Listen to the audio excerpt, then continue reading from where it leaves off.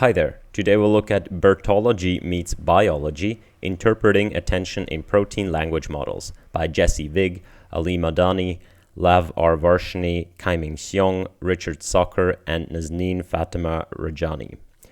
This paper is an investigative paper into models that are trained on biological data, specifically into BERT models, actually into one specific BERT model that is trained on protein sequences. Now, it is trained to simply perform language modeling on these protein sequences. But out of this language model, you can then inspect this BERT model and read important biological data of these proteins, higher order data, from the attention heads of the BERT model, which is pretty interesting. Basically means that the information of these higher order functions is at some point encoded in the structure of the language of the protein sequence. So we're going to go through what this means and how this comes about and what they did in order to investigate. I think this is a pretty cool investigative work and probably very promising for future research. Yeah, as always, if you like content like this, consider sharing it out and leaving a like. Also, tell me what you think in the comments. So, biology. Really quick for people who maybe have never heard this.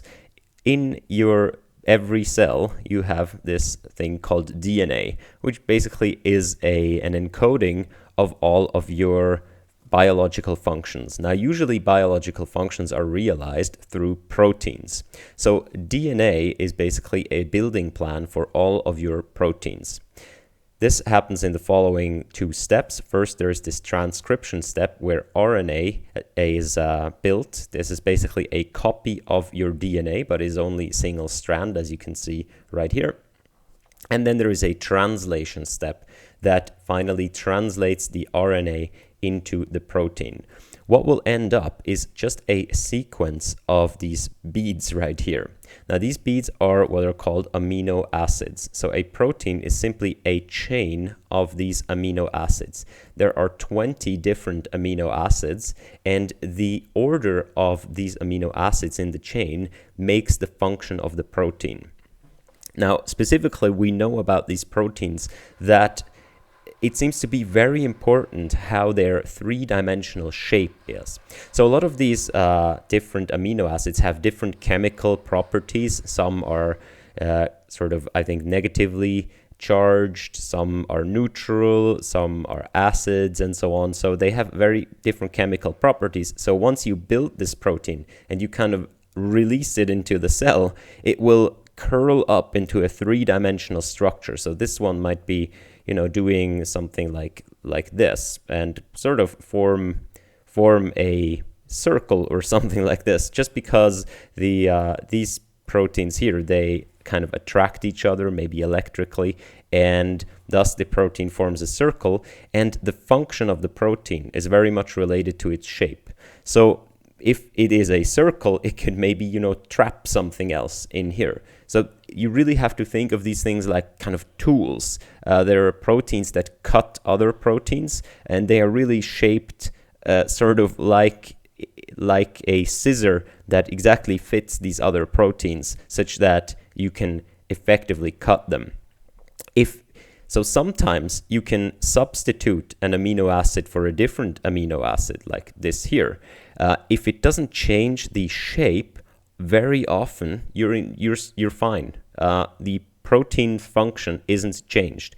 But if you change a different amino acid that is sort of vital to the shape, and the shape changes, then your protein very often loses function. So mutations in DNA sometimes lead to mutations in protein. Not always, because there is some redundancy in this translation step from RNA. But if they do lead to a different amino acid, it doesn't actually mean that the function changes. So there is sort of value in analyzing the sequence of the structure of proteins rather than the structure of DNA. Of course, it's also important to analyze the structure of DNA, but it is equally important to analyze the structure of proteins, because not all the information is in the sequence. Not all the obvious information is in the sequence. So what does this paper do? This paper goes and takes a model that has been trained on protein data. So if you look at this protein, it is simply a sequence of amino acids. And these amino acids, they all have names. I think I have a table somewhere here. Yes, so these are the different amino acids that exist. And you can see a protein is simply a sequence of these names. So usually they're abbreviated by like a 3-letter abbreviation or just a 1-letter abbreviation. So a protein might be A, V, M, M, V, A, G, and so on. And this is just a string of text, right? So what I can do is I can train a language model on this. A language model is simply a model that takes a piece of text and tells you what's the next piece of text. So what's the next letter, what's the next word? In this case, what's the next amino acid? And we can use tools from NLP for that. Specifically, we can train a BERT model. Now, BERT works a bit differently than a standard language model. BERT does what is called masked language modeling. So you would take this string, you would feed it into a BERT model right here. And I've made an entire video on BERT if you want to check that out. And what you'll do by inputting that, you'll mask out some of the tokens. So you'll maybe mask out this one, and then you ask the model to reconstruct those. We say that here's an M and here's an A without seeing them. So the model somehow has to learn from the surrounding amino acids what this amino acid could be, right? So it has to reconstruct this sequence. So the hope here is, in natural language, is that BERT somehow learns something about language itself. By being able to reconstruct these things, it has learned something about language, about which words appear together and when. It might even learn very long distance relationships between words, just because it has to predict those. And the idea carries over to biology. So we might hope that a BERT trained on an amino acid sequence will learn something about the language of proteins, about the amino acid sequence. And our goal here is to ask, can we somehow infer the 3D shape of a protein, which is the important part, from its sequence right here? So given its sequence, can we infer the 3D shape? Now, as I understand it, usually this has to be done in like a simulation. So you would build this in a simulator, and then you do like some sort of a molecule simulation to see how this ends up in a 3D shape. You could train a model to just predict the 3D shape, but in this case, we're just interested, what does the BERT model learn about the 3D shape while only ever having been trained on predicting the next or predicting the sequence of amino acids. So it's never been trained to look at the 3D shape. And that's our goal here. So specifically, we'll look at two different things. So here you can see examples of proteins and their high-level structure. So in these proteins, what you call the primary structure is this sequence of amino acid. This is simply which amino acid are in which order. There is a thing called the secondary structures, and we often observe that spans of these amino acids, like substrings, form these what are called these helixes, as you can see here, or these sheets. I don't know how they're strands in English. We call them sheets, or I think these are the alpha helixes and these are the beta sheets. And there's also turns. I think this here might be a turn. So there are these kind of secondary structures. And then the tertiary structure is how this is one protein. This is one unbroken chain of amino acid. And you can see this here kind of forms this double ring, which would be its tertiary structure. Very important for predicting the tertiary structure is to predict when two amino acids are close to each other. So if we have a chain right here, and the chain, as we saw before, kind of turns and bends on itself, then these two amino acids here are very close, in close contact. And to predict which amino acids are in close contact to each other helps you determine the tertiary structure. So that's a consequence of it. So we wonder, does BERT know intrinsically which of these amino acids are going to end up being in contact with each other without ever having been trained to do it? The second thing we're interested in are binding sites. So here, well, you might not be able to see, but we made this example before where this sort of forms a loop, and then I say can trap something here, right? Like another molecule. And this is what we would call a binding site. A binding site is one amino acid that maybe through the structure of the surrounding amino acid as well, but also through its properties and how it is exposed in 3D shape, acts as sort of a receptor for other molecules. It binds to other things. It can, so think of your hemoglobin that traps the oxygen in your blood or something like this. It is where a chemical reaction or a reaction with something else will happen. That's a binding site. And we are interested, does BERT, the BERT that is only trained on a language modeling objective, know which ones are the binding sites? Because, you know, that would be very interesting and not something BERT was trained on. By the way, I particularly liked Richard Socker's tweet on this. I think he tweeted out, BERT trained only on language model can predict binding sites and biological properties, and formulated it like it was, you know, like GPT-3 was formulated. Like, if we train on Wikipedia, our model can do math. I thought it was kind of a satire headline. If we train on Wikipedia, our model can predict biology, and also it can tie your shoes and cook your dinner. So it's trained on language modeling on biological data, and now that makes sense. So they're going to look at two different things, or actually more than two different things, but they formulate this in an abstract way right here.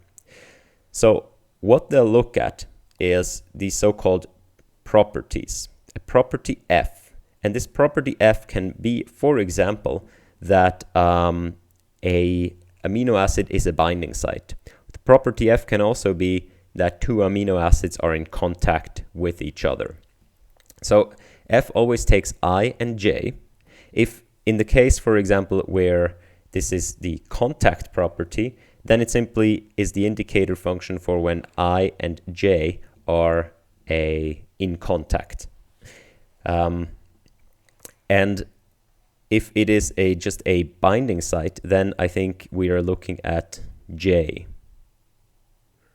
At the token level property, we define to be an indicator that returns 1 if the property is present in token J. Okay, so whenever J is a binding site, then that holds. So what we're looking at are these attention heads in BERT. If you don't know, BERT has an attention mechanism, which basically means from layer to layer, each token can attend to all other tokens. So here, the amino acid sequence, I've drawn it twice, and the next layer representation of this amino acid will be able to gather information from all of the other amino acid through an attention mechanism, through a dynamic routing algorithm.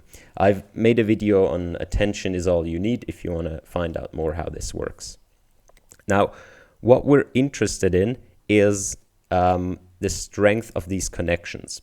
So the hypothesis is if molecule, here is 1, 2, 3, 4, 5, and 6. If molecule 1 and 3 are contact sites, then maybe we will find a layer where this connection between 1 and 3 is very strong, right? That would indicate that there is a connection site, or that would indicate that BERT has learned something about the connection sites. Okay, if we find this repeatedly, so if we look at many proteins, and whenever we know that there is a contact between two things, and then we observe that the corresponding attention is very high, then we can be pretty sure that BERT has learned something about contact between amino acids.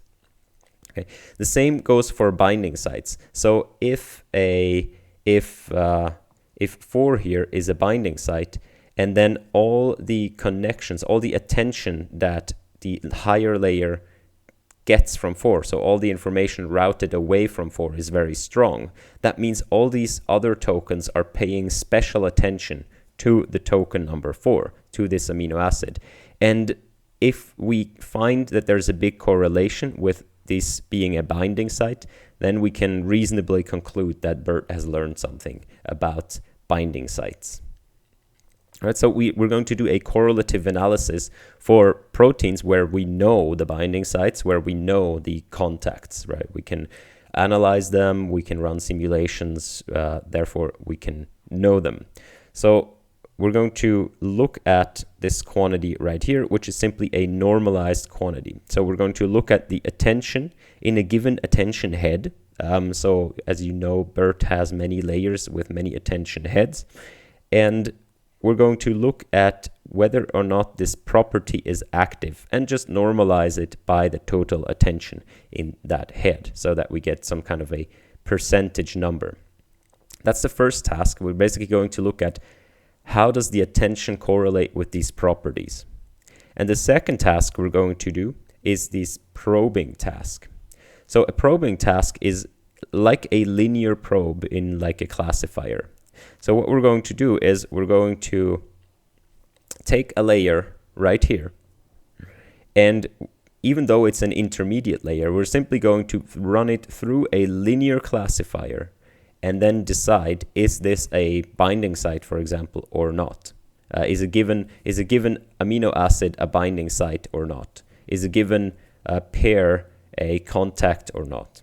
So this is kind of a linear probe, but this sort of takes a backseat in this paper. The analysis is really on the attention heads and what the attention heads learn. And that's already it.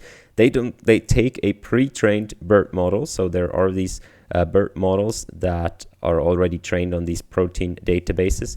And first, they look simply, can we find attention heads that correlate with a given amino acid? So here you see the attention to the amino acid. This is proline, I believe, and this is phenylalanine. Is that the same in English? Yes, phenylalanine and proline right here. So you can see that the plots here there's almost no attention pretty much throughout the network that pays special attention to the amino acid proline, except this head right here seems to have, if you look at the scale, over like a 70% of attention always goes to proline in this particular head. So this is layer 1, head number 11, focuses 78% of its attention on proline. Now this is not that special if you think about it, because in language models as well, in natural language models, you might want to think that you have some mechanism in your neural network that's especially specialized on like a very particular word in the language, because that might just be an often occurring very particular word. For example, in English, maybe the is very important, or the word what.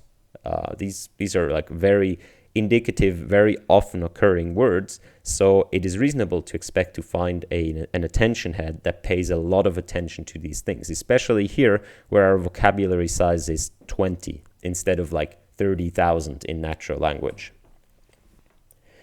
And the same goes for this phenylalanine, where you can see that in the last layer, and in the first layer you have attention, and also in the proline you have in the last layer.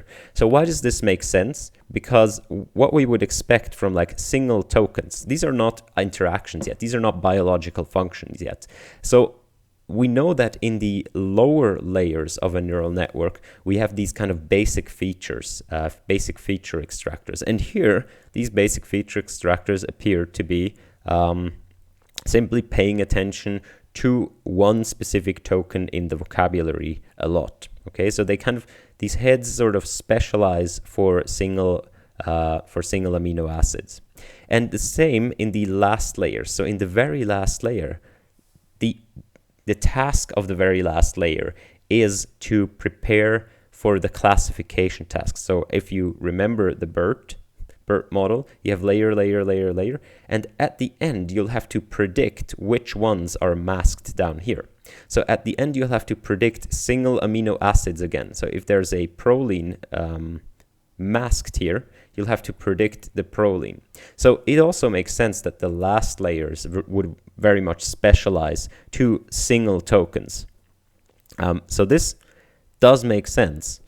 Now, our question is going to be, do we find the biological function? Where would you expect them? We would expect let's say the secondary structures, which are sort of one level higher than the primary structures, we would expect to find them maybe here.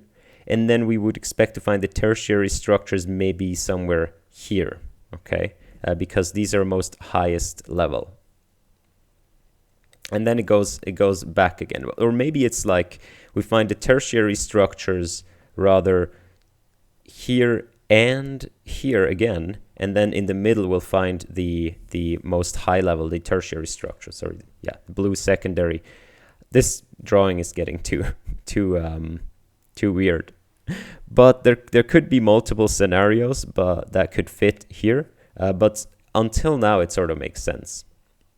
So they do an additional investigation where, as I told you, sometimes you can substitute an amino acid and nothing really happens, right?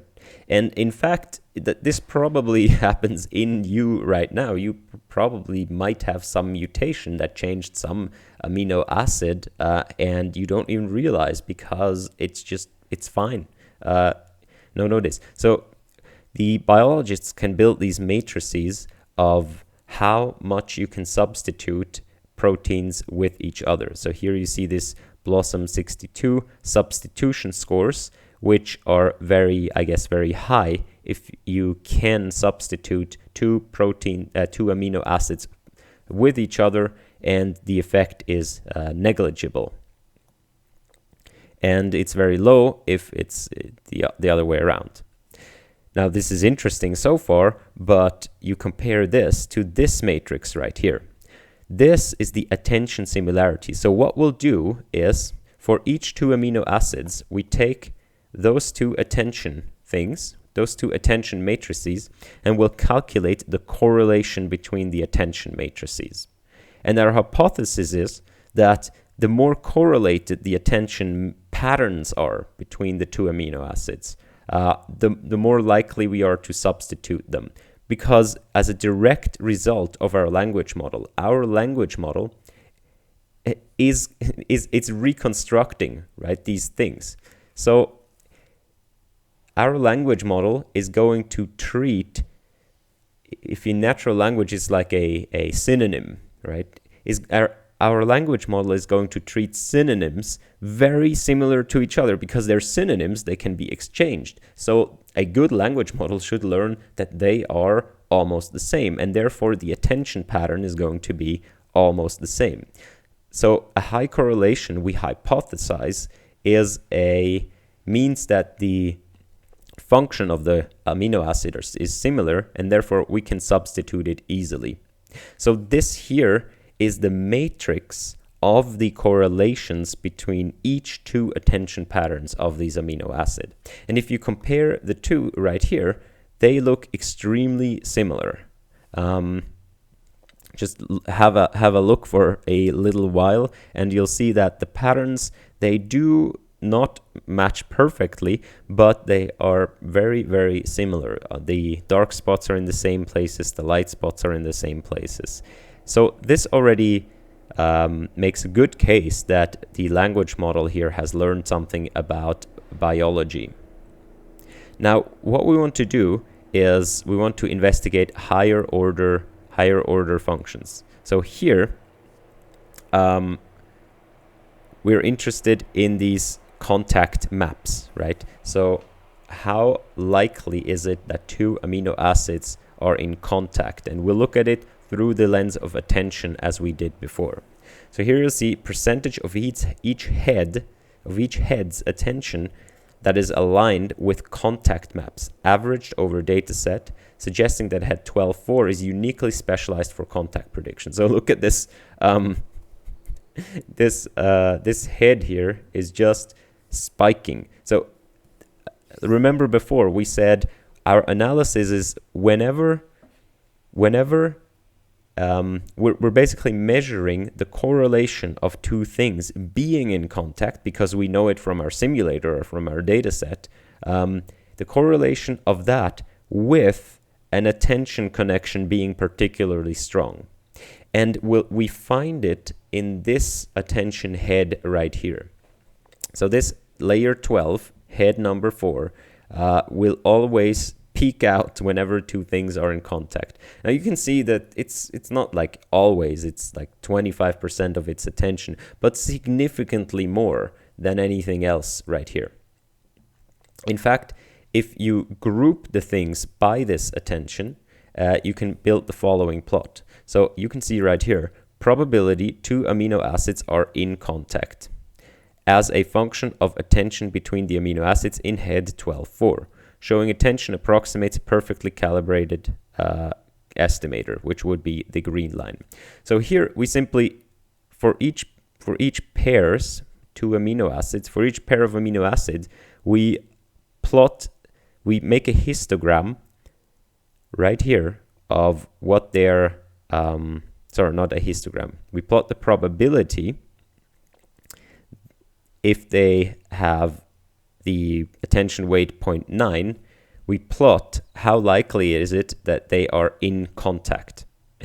So this is this. If we just look at the data and we simply take this attention weight as a measure, as a predictor of being in contact, we get the blue curve.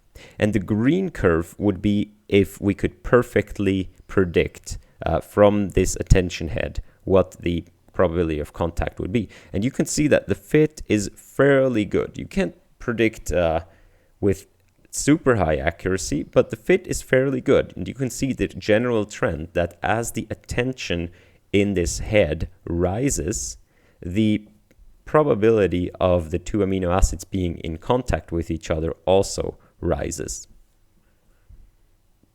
So we can sort of confidently say that BERT has learned something about a higher level biological structure just from the language modeling objective. How can we interpret this? This must somehow mean that it is possible, it is vital for reconstructing the sequence from its surroundings. So if we delete this right here, if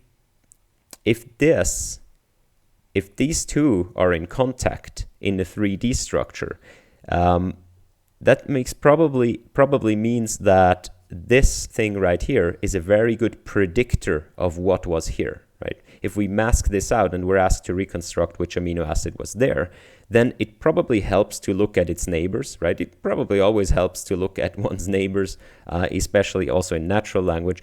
But if these two are in contact, they have very special connection to each other. You can basically read out from this one which one this was. This is sort of like if you have a sentence and you say, does, I don't know, I can't come up with one right now, but if it's like da da da da da, and then there is a name like Mark, and then da da da da da da da, and then there is him, right? And you would expect if I drop out, okay, let's do it the other way around. If I drop out him, then from the text right here, you can probably determine that it is some sort of pronoun. But then you go back and you see, it's Mark. Okay, so it's not like it or some or she. It's probably he or him. This is sort of the analogous structure right here in biology.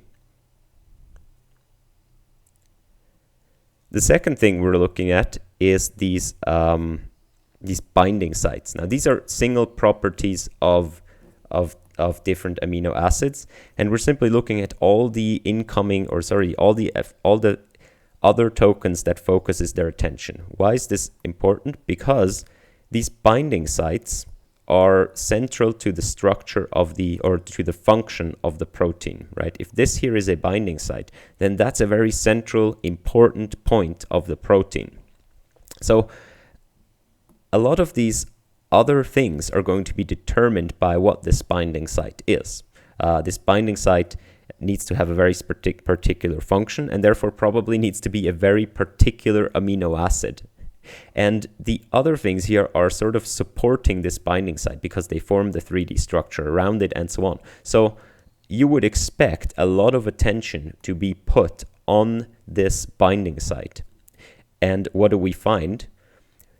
We find that it's a bit more murky than before. So you can see that the attention is kind of spread out. Percentage of each head's attention that focuses on binding sites. Especially in the deeper layers, binding sites are targeted at much higher frequency than would occur by chance. Head 7.1 has the highest percentage with 34%. So also here you can see that it is spread out, but this is because multiple heads are now focusing on these binding sites, because probably binding sites come in different variations. So you'll have lots of heads specializing on attending to binding sites. And they say it is much higher frequency than would occur by chance. And you can see here, this head is the highest with 34% of its attention focused on binding sites. You can also see the general trend of the attention being rather in the later layers, which we would expect from a tertiary structure. Now, yeah, it would be interesting here.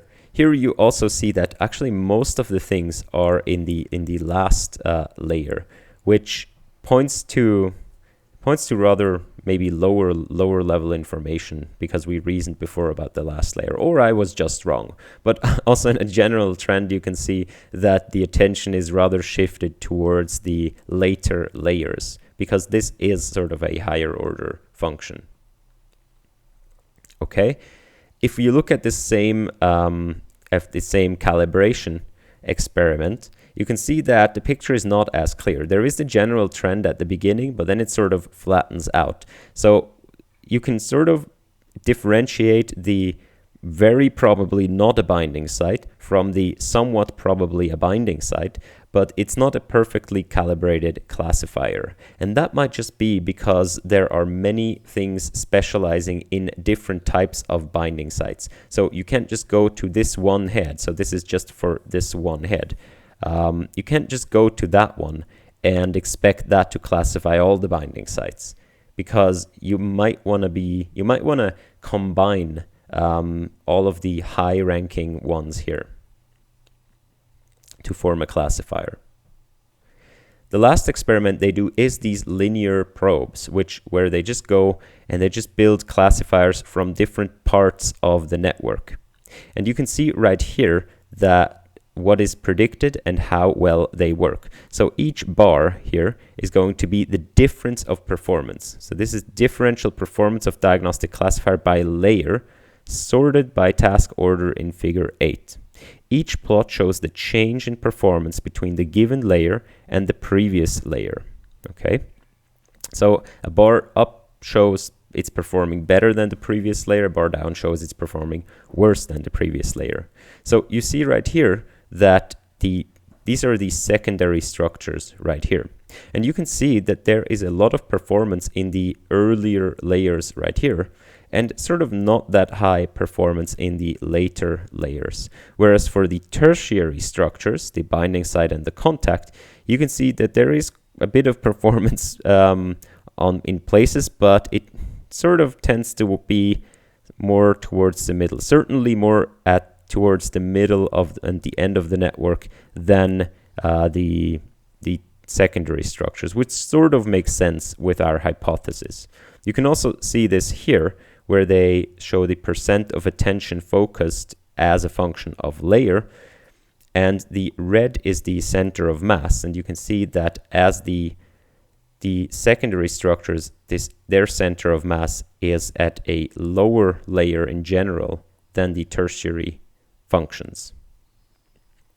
All of this is not perfect, of course, but it's still an open question, I guess, whether or not it's not perfect because we haven't built a strong enough language model yet. Do I want to say GPT-4 is now for biology and not for language?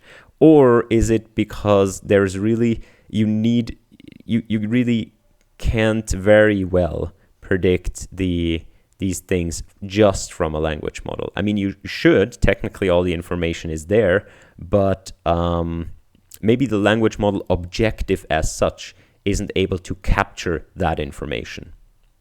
So yeah, this was the paper. It's pretty simple. They have in the appendix, they have a lot of these additional experiments or full experiments, I believe, for all the amino acids and so on.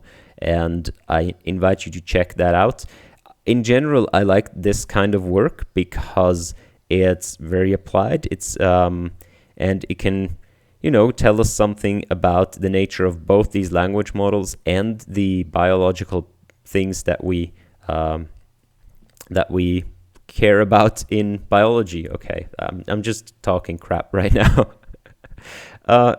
Thanks for being here. I hope you enjoyed it, and bye-bye.